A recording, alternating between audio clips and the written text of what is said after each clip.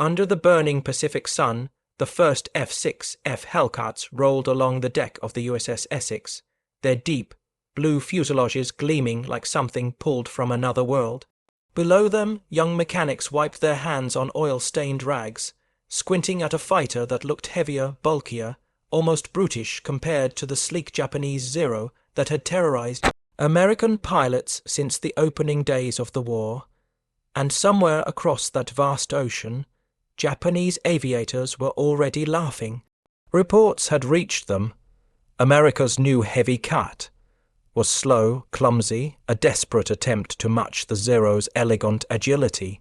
They joked that the Hellcat would be shot down before its pilots even spotted a Japanese fighter. They said it like a certainty, like gravity, but inside those Hellcats sat pilots who remembered December 7th. Men who had watched friends dive into the sea, who had been out, turned out, climbed out, gunned by an enemy airplane no one had believed could be so superior. When they wrapped their hands around the Hellcat's controls, they weren't thinking about elegance.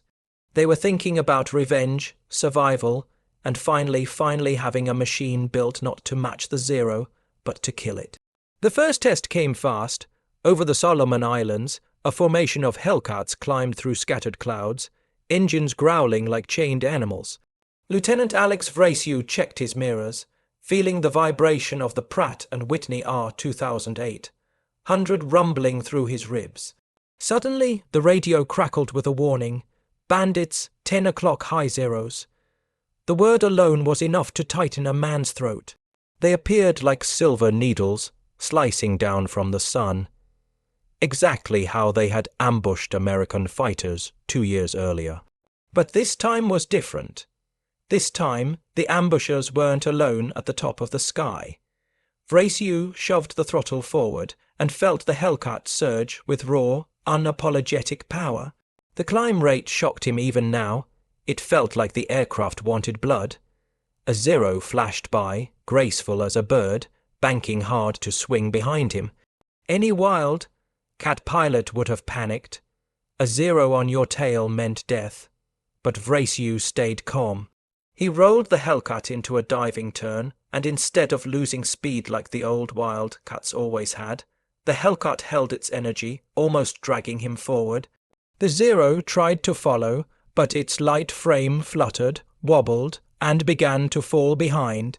That was the moment Vrasiu realized the truth. The Zero could outdance the Hellcat, but it could not outrun it. Not anymore. He pulled up sharply, the G, forces crushing his chest, and came nose to nose with another Zero climbing toward him. The Japanese pilot must have expected him to break away. Instead, Vrasiu fired.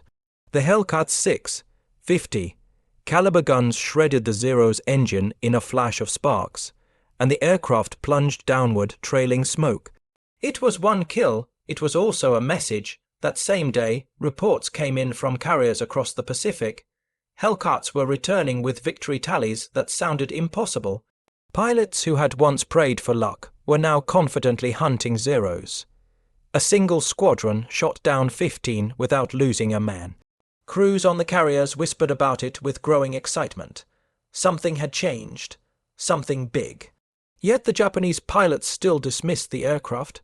They said the Americans were lying. They said the Hellcat had only won when it had the advantage.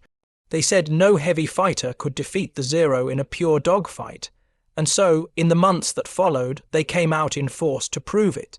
Over Truck Lagoon, over the Marianas, over the Philippine Sea, they rose to meet the new American fighters with the same confidence they had carried since 1941. But confidence did not stop bullets. On June 19, 1944, the pilots of the Imperial Japanese Navy took to the sky in one of the largest air battles in history. What awaited them was a wall of Hellcats, hundreds of them, spread across the blue horizon like a massive, silent trap. The Japanese pilots dove in, expecting to slice through the American formation with ease. Instead, they flew into a storm of gunfire so thick it looked like the air itself was erupting. From cockpit after cockpit, Hellcat pilots watched Zeros fall, burning into the sea. Men who had once felt helpless against the nimble Japanese fighters were now astonished by the sheer imbalance of power. The Hellcat didn't have to outturn the Zero. It didn't have to look beautiful in the sky. It only had to do one thing: end the dominance of an aircraft that had once seemed unbeatable. And high above the Philippine Sea, Alex Vracieux found himself diving again, engine howling, guns warming under his wings, locked onto another Zero that high above the Pacific. Alex Vracieux felt the wind claw at his canopy as he plunged after the fleeing Zero. The sun flashed across the metal skin of both planes, one a sleek, fragile survivor of early war dominance, the other a heavy, muscular machine built from lessons written in blood. The Zero pilot tried to twist away, banking hard, hoping to force the Hellcat into a turn it couldn't make. But Vracieux didn't need to turn. He needed only momentum. The Hellcat dropped like a hammer, cutting the distance in a breath. The Zero flicked sideways, trying to climb, but the thin air stole its strength. For a moment, the two aircraft hung in the sky like dueling shadows, and then Vracieux fired. Tracers stitched the Zero's fuselage, and the Japanese fighter erupted into a trail of flame. It spiraled downward, vanishing into the clouds below. But Vracieux didn't have time to celebrate. The radio crackled again, more bogies, dozens of them, pushing toward the American fleet. He leveled out, wiped sweat from his brow, and turned back into the chaos. Below him, the Philippine Sea burned with trails of smoke and oil. Zeros dove and climbed like frantic insects, slashing at the blue expanse, trying to break through the ring of Hellcats. Some got close enough to sight the distant American carriers. None survived long enough to touch them. From the deck of the USS Lexington, sailors watched the dogfights unfold like a storm of black specks swirling against the bright sky. The sound of engines rolled across the water, a deep, rolling thunder that never stopped. Every few seconds, a plume of smoke would appear, falling slowly toward the sea, marking the end of another aircraft. Men shaded their eyes, wondering which dots were theirs and which weren't. But as the hours passed, one truth became impossible to ignore. Almost none of the falling shapes were Hellcats. For the Japanese pilots, the shock came too late. The Zero, once feared for its impossible agility, had become trapped in its own design. Its light frame, its unarmored wings, its lack of self, sealing fuel tanks, everything that once gave it strength, now doomed it in a sky filled with faster, stronger, more heavily armed enemies. Some pilots broke off and fled, only to realize the Hellcats could outrun them. Others tried to climb, only to be overtaken. The air filled with desperate radio calls, clipped voices, half-finished warnings. One Japanese pilot looked over his shoulder and saw 3 Hellcats behind him, their wings flashing with muzzle fire. He whispered a final apology into his radio before disappearing in a burst of flame. By the end of the day, the Americans tallied so many victories that the battle earned a name whispered with awe: the Great Marianas Turkey Shoot.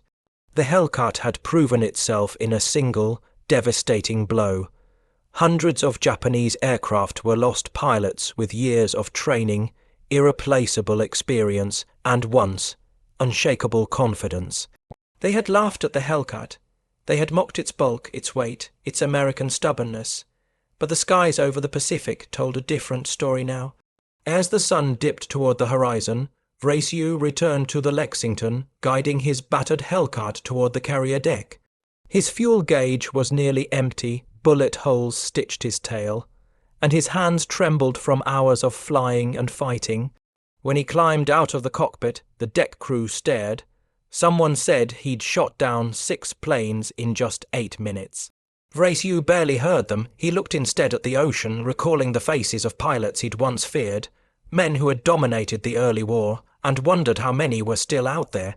How many more battles the Hellcats would fly before the Pacific finally fell silent. Night settled over the fleet.